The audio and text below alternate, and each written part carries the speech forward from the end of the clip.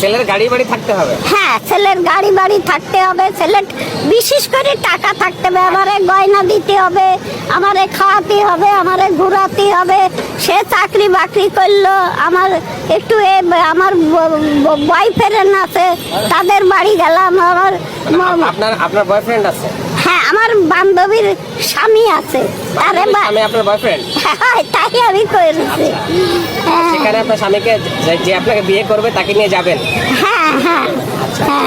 তাহলে গাড়ি কি কি শর্ত? গাড়ি বাড়ি থাকতে হবে, শিক্ষিত হইতে হবে, হ্যাঁ, চেহারা ছবি সুন্দর হতে হবে, হ্যাঁ হ্যাঁ হ্যাঁ, বয়স হতে হবে কিরকম? আমাদের বয়স? হ্যাঁ, আপনাদের বয়স। ঠিক আছে, তা আপনি এরকম একটা ছেলে দেখেন তো ভাইয়া। ঠিক আছে, আমরা একটা ছেলে দেখা শুরু করি। হ্যাঁ হ্যাঁ, ঠিক আছে। আমি এখন আর ভাড়া বাড়ি এত টাকা কই পাবো? রিক্সাওয়ালা চাই 50 টাকা, অটোওয়ালা চাই 60 টাকা, এত টাকা কই পাবো? এটা কঠিন জীবন।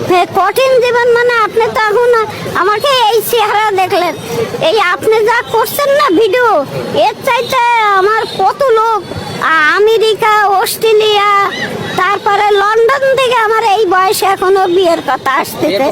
হ্যাঁ, তা আমি তো বিয়ে করি না ভাইয়া, আমি ওই খাই দাই একটু ঘুরে বেড়াই। কোন মেয়ে চাই না যে স্বামীর সাথে ঘুরতে?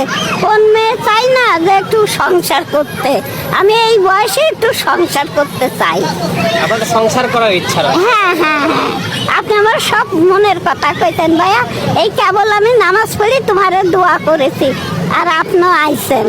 আমি এবার আমার বাসা তো অনেক দূরই, আমি আবার চলে যাব। আচ্ছা ভাইয়া, আপনি দেখেন একটা ভালো ছেলে।